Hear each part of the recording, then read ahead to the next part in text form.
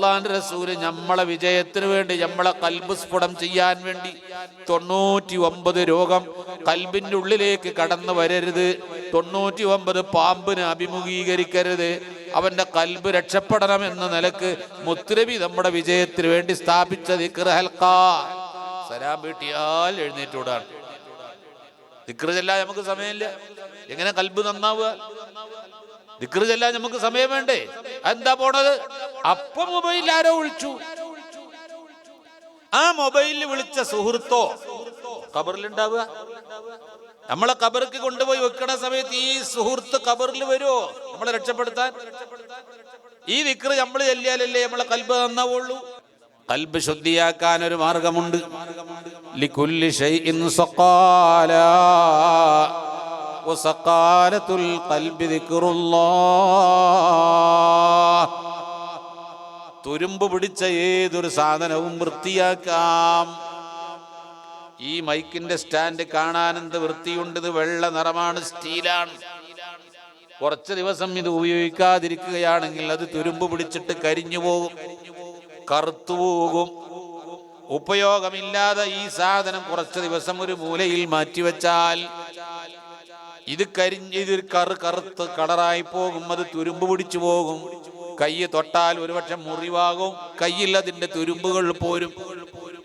ഒരു വാതിൽ ഞെട്ടും ബോൾട്ടുമിട്ട് മുറുക്കിയതാണ്, അത് തുറക്കാതെ കുറച്ചു കാലം കിടന്നാൽ ആ ഞെട്ടും ബോൾട്ടും സ്ക്രൂ അത് പിരിഞ്ഞു പോകും, അത് തുരുമ്പ് പിടിച്ചിട്ട് അഴിക്കാൻ കിട്ടാതെയാകും. ഇത് സ്ഫുടം ചെയ്യാൻ, ഇത് വൃത്തിയാക്കാൻ എന്താ മാർഗം? അതിന് ചില ഓയിലുകളുണ്ട്. ലികുല്ലി ഷൈഇൻ സഖാല. തുരുമ്പ് പിടിച്ച ഏതൊരു സാധനവും വൃത്തിയാക്കാൻ മാർഗമുണ്ട്. അത് സ്ഫുടം ചെയ്യാൻ ചില പേപ്പറുകളുണ്ട്. അത് പേപ്പർ ഇട്ടിട്ട് അങ്ങോട്ട് ഉരസി കൊടുത്താൽ വെട്ടിത്തിളങ്ങും. ചില ഓയിലുകൾ അടിച്ചു കൊടുത്താൽ, ചില സ്പ്രേ അടിച്ചു കൊടുത്താൽ ആ തിരിച്ചാൽ കിട്ടാത്ത, ഞെട്ടുമ്പോഴും തിരിച്ചു കിട്ടാത്ത സ്പാൻഡർ കൊണ്ടോ സ്ക്രൂ ഡ്രൈവർ കൊണ്ടോ തിരിച്ചു കിട്ടാത്ത ആ കുടുങ്ങിക്കിടക്കുന്നത് ഒരു ഓയിൽ ഒഴിച്ചു കൊടുത്താൽ, ഒരു സ്പ്രേ ചെയ്തു കൊടുത്താൽ, ഒരു മിനിറ്റ് കാത്തു നിന്നാൽ പിന്നെ അത് അഴിച്ചെടുത്താൽ അത് സുന്ദരമായി അഴിച്ചെടുക്കാൻ കിട്ടും. അതിനൊക്കെ പറ്റിയ ഉപകരണങ്ങൾ ഇന്ന് നിലവിലുണ്ട്. വർഷങ്ങൾക്ക് മുമ്പ് അള്ളാഹുവിന്റെ റസൂൽ പറയാണ്, നോക്കണം നിങ്ങൾ, ആധുനിക യുഗത്തിലെ മനുഷ്യ, ഇത് 1450 കൊല്ലം മുമ്പ് റസൂലുള്ളാഹി പറഞ്ഞതാണ്. ലികുല്ലി ഷൈഇൻ സഖാലത്തുൻ. തുരുമ്പ് പിടിച്ച ഏതൊരു സാധനവും സ്ഫുടം ചെയ്ത് നന്നാക്കി എടുക്കാൻ മാർഗമുണ്ട്. വസഖാലത്തുൽ ഖൽബ്. ഹൃദയം മലീമസമായി പോയാൽ സ്ഫുടം ചെയ്യാനുള്ള മാർഗം ദിക്റുല്ലാഹ്. അല്ലാഹുക്ക് ദിക്ർ ചൊല്ലൽ തന്നെ. ദിക്ർ കൊണ്ട് കൽബ് ശുദ്ധിയാക്കാൻ പറ്റും. അതുമാണ് നമുക്കില്ലാത്തത്. ദിക്ർ ചൊല്ലാൻ നമ്മൾ വേറെ ആരെങ്കിലും ഏൽപ്പിച്ചിട്ടുണ്ട്. പള്ളിയിൽ ഒരു ദിക്ർ ഹൽക്കുണ്ട്, വേറെ ആരെങ്കിലും കൂടിയിട്ടില്ലെങ്കിൽ നമ്മൾ അറിയും, നമ്മൾ ചോദ്യം ചെയ്യും, ഇന്നലെ ഇവിടെ പോയി, എന്താ ദിക്റിന് വരാത്തത്? അത് നമ്മൾ ചോദ്യം ചെയ്യും. നമുക്ക് എന്താ പണി പറ്റൂലേ? ശ്രദ്ധിക്കണേ നിങ്ങൾ. ഞാൻ എന്താ നിർത്താൻ പോകും. ഒരു ചെറിയ നിസ്കാരം കഴിഞ്ഞിട്ട് 33 സുബ്ഹാനല്ലാഹ്, 33 അൽഹംദുലില്ലാഹ്, 33 അല്ലാഹു അക്ബർ. എത്രയായി ടോട്ടൽ? എത്രയായി? 99. ലാ ഇലാഹ ഇല്ലല്ലാഹു വഹ്ദഹു ലാ ശരീക ലഹു കൂടി കൂട്ടിയാൽ എത്രയായി? കുറച്ചുകൂടി ഉറക്കാന പറയും. 100ആയി. അഫ്ളലു ദിക്ർ 10 കൂട്ടിയാലോ? 110. ഒരു ദിവസം 5 വഖത്ത് നിസ്കാരത്തിന് ശേഷം ചെല്ലിയാൽ എത്രയായി? 5 വഖത്ത് നിസ്കാരത്തിന് ശേഷവും ഈ 110, 110 എത്ര? 550ആയി. അപ്പൊ 10 ദിവസത്തിന് 5500ആയി. 20 ദിവസത്തിന് 5500 പ്ലസ് 5500 11,000ആയി. 30 ദിവസം, ഒരു മാസം കൊണ്ട് 16,500 ദിക്ർ നിസ്കാരത്തിന് ശേഷം ചൊല്ലാൻ. ആരാ ഈ ദിക്ർ ഹൽഖ സ്ഥാപിച്ചത്? ഈ ദിക്ർ ഹൽഖ സ്ഥാപിച്ചത് ആരാ? അഷ്റഫുൽ ഖൽഖ് റസൂലുള്ളാഹി. പള്ളിയിലിരുന്നിട്ടാണെങ്കിലും വീട്ടിൽ ഒറ്റയ്ക്കിരുന്നിട്ടാണെങ്കിലും പ്രിയപ്പെട്ട സഹോദരിമാരെ, ഉമ്മമാരെ, മറ്റുള്ള വിഷയത്തിന് ധൃതി പിടിച്ച് ഓടുന്നതിന് മുൻപ് അള്ളാഹുവിന്റെ റസൂൽ സ്ഥാപിച്ചൊരു ദിക്ർ ഹൽഖയാണ്. 33 സുബ്ഹാനല്ലാഹ് അൽഹംദുലില്ലാഹ് അല്ലാഹു അക്ബർ. അള്ളാഹുവിന്റെ റസൂല് നമ്മളെ വിജയത്തിന് വേണ്ടി, നമ്മളെ കൽബ് സ്ഫുടം ചെയ്യാൻ വേണ്ടി 99 രോഗം കൽബിന്റെ ഉള്ളിലേക്ക് കടന്നു വരരുത്, 99 പാമ്പിനെ അഭിമുഖീകരിക്കരുത്, അവന്റെ കൽബ് രക്ഷപ്പെടണം എന്ന നിലക്ക് മുത്തുനബി നമ്മുടെ വിജയത്തിന് വേണ്ടി സ്ഥാപിച്ച ദിക്ർ ഹൽഖ.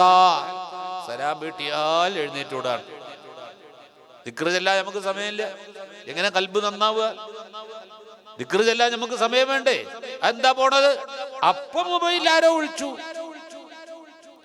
ആ മൊബൈലിൽ വിളിച്ച സുഹൃത്തോ ഖബറിലുണ്ടാവുക? നമ്മളെ ഖബർക്ക് കൊണ്ടുപോയി വെക്കണ സമയത്ത് ഈ സുഹൃത്ത് ഖബറിൽ വരുമോ നമ്മളെ രക്ഷപ്പെടുത്താൻ? ഈ ദിക്ർ നമ്മൾ ചെല്ലിയാലല്ലേ നമ്മളെ കൽബ് നന്നാവുള്ളൂ. ആയത്തുൽ കുർസിയുണ്ട്. ഞാൻ പറഞ്ഞു അസ്തഗ്ഫിറുല്ലാഹൽ അദീം എന്നുള്ള ദിക്ർ. ഇതിനൊറ്റൊന്നും ഞാൻ പറഞ്ഞില്ല. ഈ 33 സുബ്ഹാനല്ലാഹ് അൽഹംദുലില്ലാഹ് അല്ലാഹു അക്ബറിന്റെ വിലങ്ങളൊന്ന് മനസ്സിലാക്കി. മുത്തുനബി സ്ഥാപിച്ചൊരു ദിക്ർ ഹൽഖ കൃത്യമായി അത് മുടങ്ങാതെ കൊണ്ട് നടക്കാൻ നമ്മൾക്ക് സാധിക്കൂലേ? അത് സാധിക്കണം, എന്നാലേ രക്ഷപ്പെടുള്ളൂ. അത് സാധിക്കണില്ല എങ്കിൽ നമ്മളെ കാര്യം പരാജയമാണ്. മഗ്രിബിന് ശേഷം, സുബ്ഹിക്ക് ശേഷം എക്സ്ട്രാ ഇതിന്റെ പുറമെ ലാ ഇലാഹ ഇല്ലല്ലാഹു വഹ്ദഹു ലാ ശരീക ലഹു ലഹുൽ മുൽക്കു വലഹുൽ ഹംദു 10 പ്രാവശ്യം, അല്ലാഹുമ്മ അജിർനി മിനന്നാർ 7 പ്രാവശ്യം. വുളൂവിന് ശേഷം ഒരു ദിക്റുണ്ട്. ബാത്റൂമിലേക്ക് കടക്കുമ്പോൾ ഒരു ദിക്റുണ്ട്. ബിസ്മില്ലാഹി അല്ലാഹുമ്മ ഇന്നി അഊദു ബിക മിനൽ ഖുബുതി വൽ ഖബായിസ്. പുറത്തു വരുമ്പോൾ ഒരു ദിക്റുണ്ട്. അൽഹംദുലില്ലാഹില്ലദീ അദ്ഹബ അന്നിൽ അദാ വഅഫാനി ഗുഫ്റാനകൽ ഹംദുലില്ലാഹില്ലദീ. ഒരു താങ്ക്സ് പറയണം.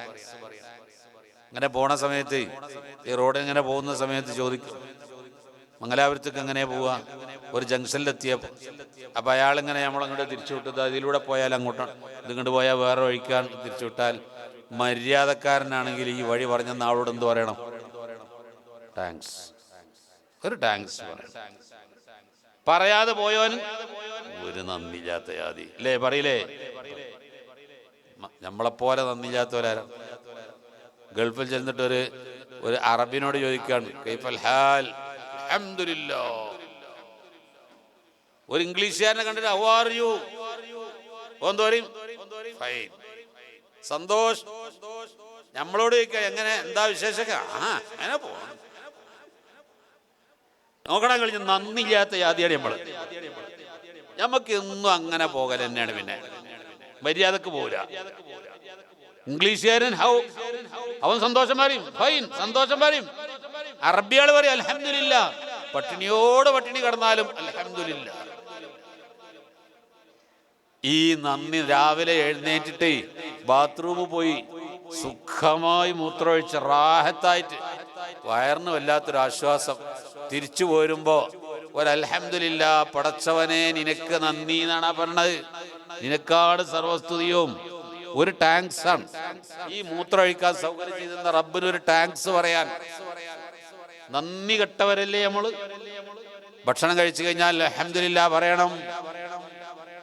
എങ്ങനെ സോക്കട വരാതിരിക്കുക? തിന്നിട്ട് സോക്കട. പട്ടിണി കിടന്നിട്ട് രോഗമുള്ള ആരാ ഇവിടെ ഉള്ളത്? ഈ പ്രദേശത്ത് പട്ടിണി കിടക്കണ മനുഷ്യന്മാരാരാ ഉള്ളത്? തിന്നിട്ടല്ലേ നമുക്ക് അസുഖം. എങ്ങനെ അസുഖം? ഒരു അൽഹംദുലില്ലാഹ് പറയില്ല, ബിസ്മില്ലാഹ് തിന്നൂല. ഞാൻ പറഞ്ഞു വന്നത് എന്താ? ഭക്ഷണം കഴിക്കുമ്പോൾ ദിക്ർ, കഴിച്ചു കഴിഞ്ഞാൽ ദിക്ർ, കക്കൂസിലേക്ക് കടക്കുമ്പോ ദിക്ർ, കക്കൂസിൽ നിന്ന് പുറത്തു പോരുമ്പോ ദിക്ർ, കഴുകി കഴിഞ്ഞാൽ അല്ലാഹുമ്മ ത്വഹിർ ഖൽബി മിനൻ നിഫാഖി വഹസ്സിൻ ഫർജി മിനൽ ഫവാഹിഷ് ഒരു ദിക്ർ. ഭാര്യയുമായി ബന്ധപ്പെടുമ്പോൾ ദിക്ർ. എല്ലാ സമയത്തും ദിക്ർ, അത്യാവശ്യം വേണ്ട ദിക്ർ അല്ലാഹുവിന്റെ റസൂൽ നമ്മളെ പഠിപ്പിച്ചിട്ടുണ്ട്. ഇതൊക്കെ മര്യാദക്ക് കൊണ്ടുനടന്നാൽ തന്നെ മതി. എന്നാ നമ്മൾ നന്നാവാൻ ഒരു പ്രയാസവും ഇതൊന്നും ചെയ്യാൻ ഒരു ഭാരവുമില്ല. നമ്മളെ കുട്ടികൾക്കും ശീലിപ്പിക്കുക, അവരും ചെറുപ്പത്തിൽ നിന്ന് ഇത് പഠിച്ചു വരട്ടെ. ഭക്ഷണം കഴിക്കുന്ന സമയത്തൊക്കെ ഒരു ബിസ്മി ചൊല്ലിപ്പിക്കുക. ഈ ചെറിയ കുട്ടികൾക്ക് ഖുർആൻ പഠിപ്പിക്കണ സംവിധാനം നമ്മുടെ സുന്നത്ത് ജമാഅത്തിന്റെ സംഘടന, അതിന്റെ നേതൃത്വം മർക്കസും സമസ്തയും നമ്മളെ സംഘടനകളൊക്കെ നേതൃത്വം SYS ഒക്കെ ചെറിയ കുട്ടികൾക്ക് തിബിയാനും ഖുർആൻ പഠിപ്പിക്കുന്ന സംവിധാനങ്ങളൊക്കെ പല സ്ഥലത്തും ഇപ്പൊ സ്ഥാപിച്ചു വരുന്നുണ്ട്. കൊച്ചു കുട്ടികൾ 3 വയസ്സായ കുട്ടികൾ അതിൽ ചേർത്ത് നോക്കിയാൽ ആ കുട്ടികൾ അവരോട് ചോദിക്കുകയാണ്. ഇന്നലെ എനിക്ക് അനുഭവം ഉള്ളതാ, എൻ്റെ മൊബൈലിൻ്റെ ഇതിൻ്റെ ഫോട്ടോ കിടക്കുന്നു. 3 വയസ്സായ കുട്ടി, ആ കുട്ടിക്ക് എന്തെങ്കിലും ഒന്ന് കൊടുത്താൽ ആ കുട്ടി ശുക്രൻ ജസാക്കല്ലാഹ് അങ്ങനെ പഠിപ്പിച്ചു വെച്ചിരിക്കുകയാണ്. അങ്ങനെ കുട്ടികളെ പഠിപ്പിച്ചു വെച്ചിരിക്കുകയാണ്. കേൾക്കുമ്പോ കണ്ണ് നിറഞ്ഞു പോവാ സന്തോഷം കൊണ്ട്. പ്രിയപ്പെട്ട രക്ഷിതാക്കളെ, ഇങ്ങനെ നമ്മളെ ജീവിതത്തിൽ ബുദ്ധിമുട്ട് കൂടാതെ ചെയ്യാൻ പറ്റിയ ദിക്ർ അനവധിയുണ്ട്. അത്യാവശ്യം ചൊല്ലേണ്ട ദിക്റെന്ന് മുത്തുനബി പഠിപ്പിച്ച ദിക്റുണ്ട്. ആ ദിക്റുകളൊക്കെ കൃത്യമായി നിലനിർത്തി പോരുകയാണെങ്കിൽ നമ്മുടെ ഖൽബ് ശുദ്ധിയാകാൻ അല്ലാഹുവിന്റെ റസൂൽ പഠിപ്പിച്ച ഈ പ്രവർത്തനം തന്നെ വളരെ നല്ലതാ. പിന്നെ അതിന്റെ പുറമെ പള്ളിയിൽ മറ്റു ദിക്റിന്റെ മജ്ലിസുകൾ ഉണ്ടാകും, മഹ്ദറത്തുൽ ബദരിയ ഉണ്ടാകും, അതുപോലെ നാരിയത്തു സ്വലാത്തിന്റെ സദസ്സ് ഉണ്ടാകും, സ്വലാത്ത് മജ്ലിസ് ഉണ്ടാകും, ബുർദ മജ്ലിസ് ഉണ്ടാകും, ഒക്കെ ഉണ്ടാവും. പക്ഷെ ഇത് അല്ലാഹുവിന്റെ റസൂൽ കൃത്യം എല്ലാ ആളുകൾക്കും ഹദ്ദാദ് ഒരു ദിക്റാണ്.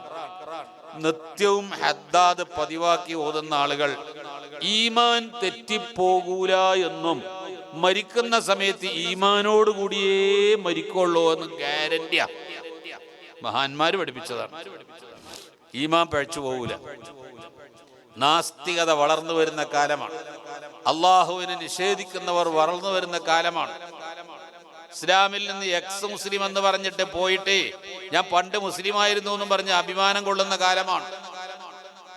നമ്മളെ മക്കളെയും കുടുംബത്തിലെയും അള്ളാഹു കാത്തു രക്ഷിക്കട്ടെ.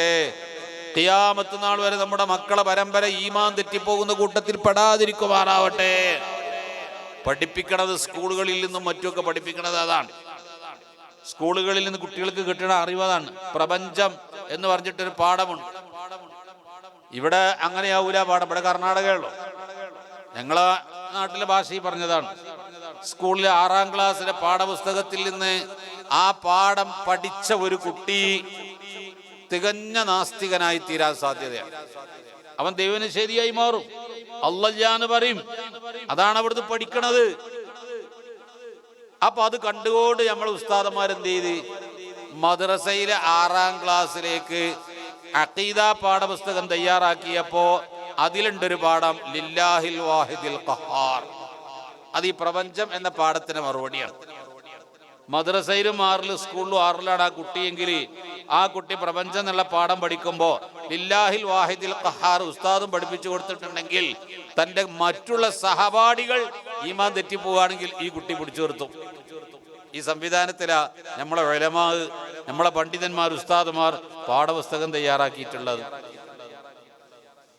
അപ്പോൾ ഞാൻ പറഞ്ഞു വന്നത്, പ്രിയപ്പെട്ടവരെ, നാസ്തികത വളർന്നു വരുന്ന, ദൈവനിഷേധം, അല്ലാഹ് എന്ന് പറഞ്ഞ് നിഷേധം വളർന്നു വരുന്ന ഒരു കാലത്ത് ചെറുപ്പം മുതൽക്ക് തന്നെ നമ്മൾ ദിക്റുകൾ നമ്മളിൽ നിന്ന് പഠിക്കണം. കുട്ടികൾ, രക്ഷിതാക്കളായ നമ്മിൽ നിന്ന് കണ്ടു കേട്ട് മക്കൾ പഠിക്കണം.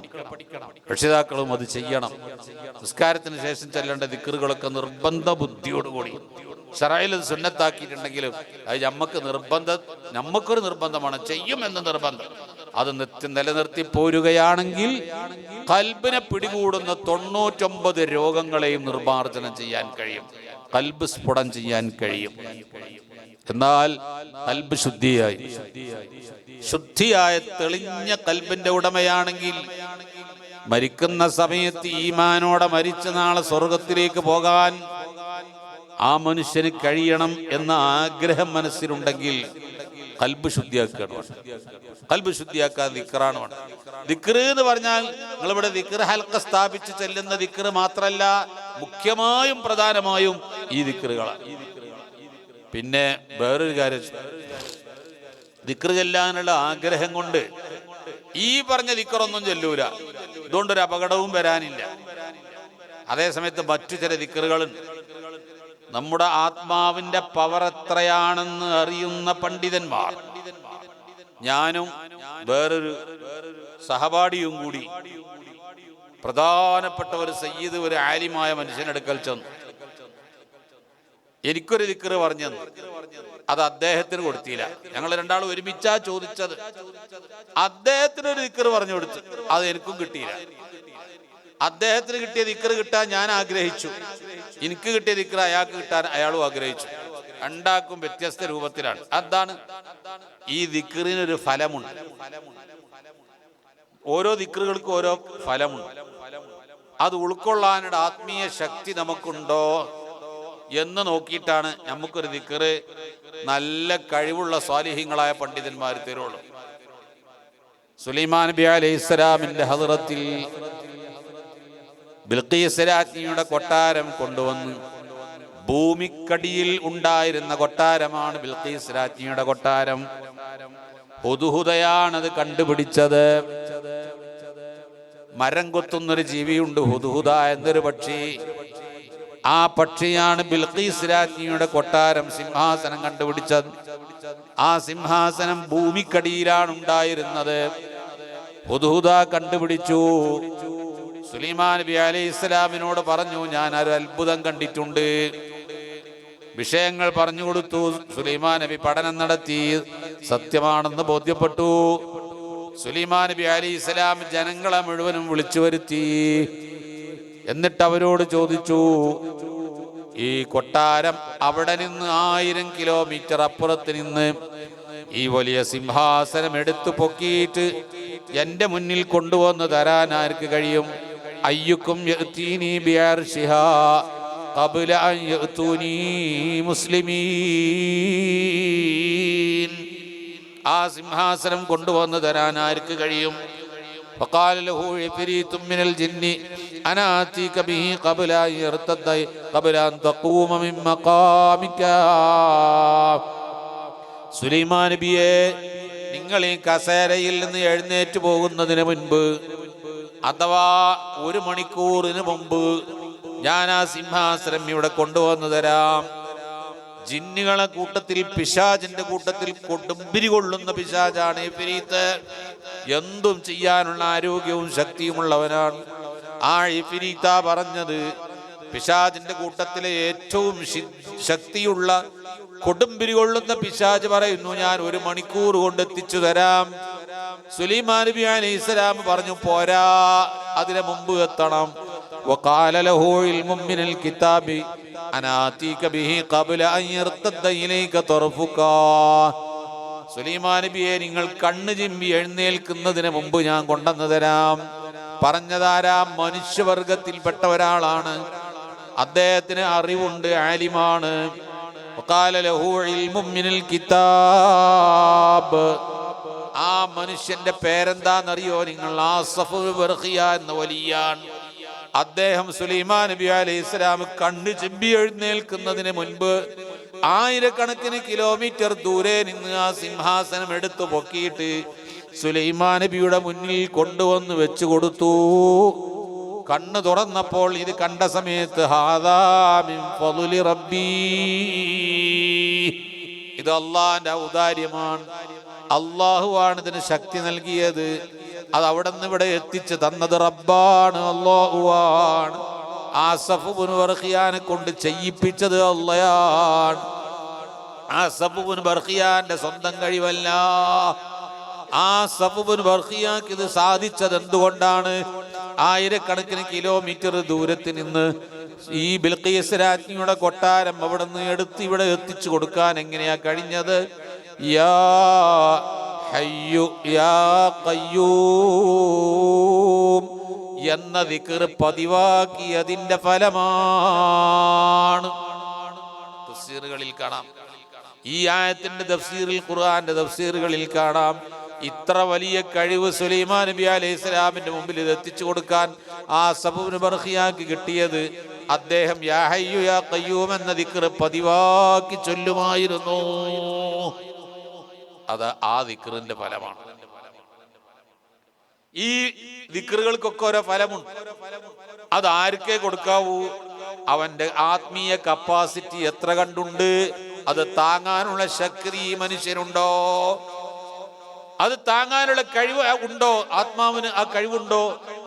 ഇത് പഠിച്ച പണ്ഡിതന്മാർ അവരുടെ മുരീദന്മാർക്ക് അവർ നിർദ്ദേശിക്കുന്ന ചില ദിക്റുകളുണ്ട്.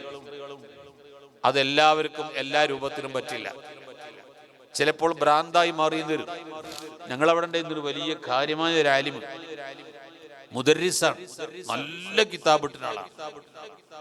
ഒരു പ്രധാനപ്പെട്ട വലിയൊരു വലിയന്റെ അടുക്കൽ ചെന്നു. എനിക്ക് ഒരു ജൽജലൂത്ത് ബെയ്ത്ത് ചെല്ലാൻ സമ്മതം തരണത് ചോദിക്കണം, ചൊല്ലിക്കോർ. ആ പറഞ്ഞ ആളും തന്നെ ഒരു പ്രത്യേകമായ ഹാലത്തിലിരിക്കണ സമയമാണ്. ചിലപ്പോൾ അവരെടുക്കൽ നമ്മളെന്തെങ്കിലും പറഞ്ഞുകൊണ്ടിരുന്ന എന്റെ ശല്യം ഒഴിവായി കിട്ടിയെങ്കിലൊന്നും വിചാരിക്കാൻ സാധ്യത ഉണ്ട്. എന്തോ അറിയില്ല, അത് ചെല്ലലോടുകൂടി അദ്ദേഹം അതോടുകൂടി ഭ്രാന്തരായി മാറി. അദ്ദേഹത്തിന് ആ ബെയ്ത്ത് ആ സന്ദർഭത്തിൽ ചൊല്ലിയിട്ട് നിലനിർത്താനുള്ള കപ്പാസിറ്റി തനിക്കില്ല. അതുകൊണ്ട് ഇങ്ങനെ ഈ കാണുന്നവരോടൊക്കെ എനിക്കെന്തെങ്കിലും ചെല്ലാൻ പറഞ്ഞു തരും, എനിക്കെന്തെങ്കിലും ചെല്ലാൻ തരി, എനിക്കെന്തെങ്കിലും ചെല്ലാൻ തരണം, അത് ചോദിച്ചുകൊണ്ട് നടക്കണതും വലിയ ഗുണമുള്ള കാര്യമൊന്നുമില്ല. ഞാൻ പറഞ്ഞു വന്നത്, റസൂലുള്ള ഈ ചെല്ലാൻ പറഞ്ഞ സമയത്ത് സമയബന്ധിതമായ ദിക്റില്ലേ, ദിക്റുകൾ രണ്ട് തരമാണ്. സമയബന്ധിതമായ ദിക്റുണ്ട്, സമയം നിശ്ചയിക്കാത്ത ദിക്റുണ്ട്. ഇന്ന സമയത്ത് ഇന്ന ദിക്റ്, ഫദ്കുറുല്ലാഹ ദിക്റൻ കതീറാ എന്ന് ഖുർആനിൽ അല്ലാഹ് കൽപ്പിച്ചു.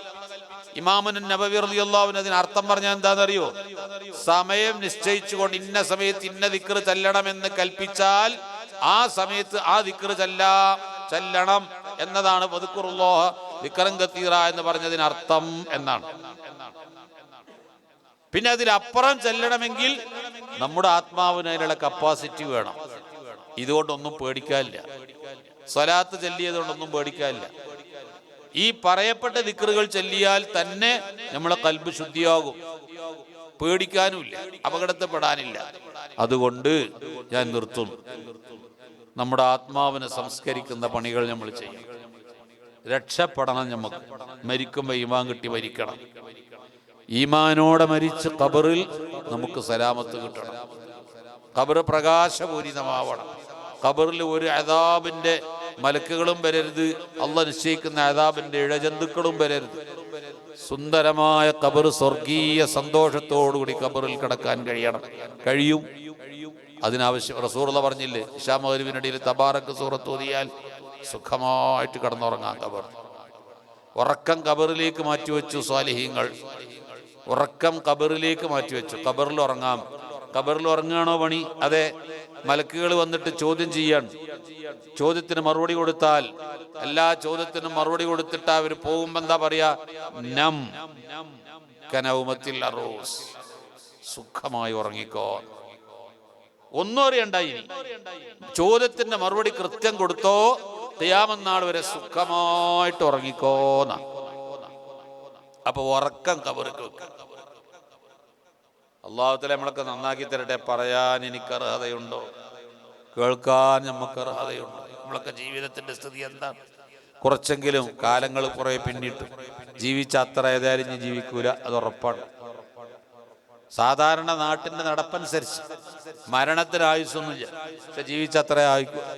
എന്നാ നമ്മൾ ഉള്ളതിനനുസരിച്ചൊക്കെ സാധിക്കണത് ചെയ്ത്, ആ ഉള്ളത് നല്ല രൂപത്തിൽ ചെയ്ത് തെറ്റുകുറ്റങ്ങൾ സംഭവിക്കുക. നമ്മൾ ചെയ്യണത് വേറൊരാൾക്ക് കൊടുക്കണ ഗതി ഗീബത്തും നമീമത്തും കുറ്റങ്ങളും കുറവുകളും പറഞ്ഞിട്ട് അതുകൊണ്ടുണ്ടാവാതെ, ഒരാളടുത്ത് നിന്ന് 10 റുപ്യ വാങ്ങിച്ചിട്ട് കടം വീട്ടാതെ ആ കടം വെച്ച് വഞ്ചിക്കപ്പെട്ടുകൊണ്ട് അങ്ങനെയൊന്നും ചെയ്യാതെ ഒരു പരിശുദ്ധ ജീവിതത്തിലൂടെ നീങ്ങുകയാണെങ്കിൽ സാധുക്കളായ നമുക്ക് ഈ ഉള്ള ജീവിതം കൊണ്ട് സ്വർഗത്തിലെ ഉന്നതമായ പദവി നേടിയെടുക്കാം.